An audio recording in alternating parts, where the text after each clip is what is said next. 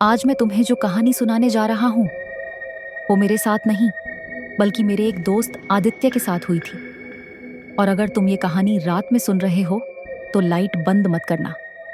शुरुआत। अजीब आवाजें। आदित्य हाल ही में एक नए किराए के घर में शिफ्ट हुआ था। पुराना, टूटी दीवारें और हर रात बदलती हुई एक अजीब सीलन की बू। पहली ही रात लगभग 2:37 पर दीवार के पीछे से किसी के नाखून रगड़ने की आवाज आई। चक चक चक। वो उठा, कान लगाकर सुना। आवाजें रुक गईं। हल्की सांस जैसी आवाज आई, जैसे कोई बिल्कुल दीवार की दूसरी तरफ खड़ा हो। आदित्य ने खुद को समझाया कि पुराना घर है, शायद चूहे होंगे। लेकिन अगली रात आवाज फिर आई, इस बार धीमी पर लगातार। चक चक चक चक। और उसी दीवार पर जहां उसकी खाट थी। हुक। दीवार पर उभरते निशान। एक रात डरते डरते उसने मोबाइल की फ्लैशलाइट दीवार पर डाली और पहली बार उसे दिखा दीवार पर लंबी उंगलियों जैसी खरोंचें। उसने जब उंगली से छुआ तो दीवार गर्म लगी, जैसे अंदर कोई सांस ले रहा हो। आदित्य का दिल जोर से धड़कने लगा। मोड़। ध्वनि बदतर होने लगी। तीसरी रात वह नींद में था। तभी टक टक टक टक टक टक। इस बार खरोंच नहीं थी, किसी के खटखटाने की आवाज थी, धीरे पर साफ। फिर एक आवाज, एक फुसफुसाहट दीवार के भीतर से, खोल दो। आदित्य चौंक कर खड़ा हो गया। उसने पूरे कमरे की लाइट जला दी, पर कमरा खाली। पर दीवार थोड़ी सी हिल रही थी।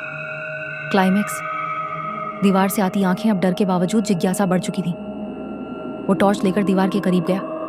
उसे लगा ये उसका वहम होगा, पर अचानक दीवार में एक जगह से प्लास्टर टूटकर गिरा और अंदर से कोई आंखें झांकती दिखी, मानो कई सालों से अंधेरे में कैद किसी ने रोशनी देखी हो। आंखें लाल, सूजी हुई, और उनकी पुतलियां मनुष्य जैसी बिल्कुल नहीं थी। आदित्य चीख भी नहीं पाया।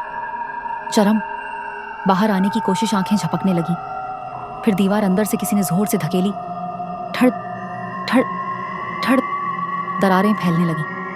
सीलन की बदबू अब तेज हो चुकी थी, जैसे किसी सड़े शव जैसी। और फिर वो आवाज, और साफ और करीब। मैं बाहर आना चाहता हूं। दीवार पर हाथ जैसा उभार बनने लगा। उंगलियां एक एक करके बाहर धंसती जा रही थी।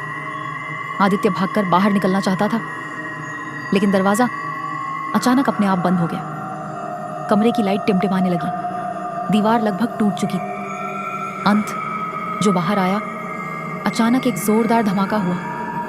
दीवार फट गई और उस दरार से एक इंसान नहीं बल्कि किसी इंसान का सूखा काला हड्डियों से भरा शरीर रेंगते हुए बाहर आया। उसका शरीर दीवार की ईंटों से जैसे चिपका हुआ था और उसकी गर्दन अस्वाभाविक रूप से मुड़ी थी। वो धीरे धीरे रेंग कर आदित्य की ओर बढ़ा और उसके चेहरे के बिल्कुल पास आकर फुसफुसाया, अब मेरी जगह तुम्हारी है।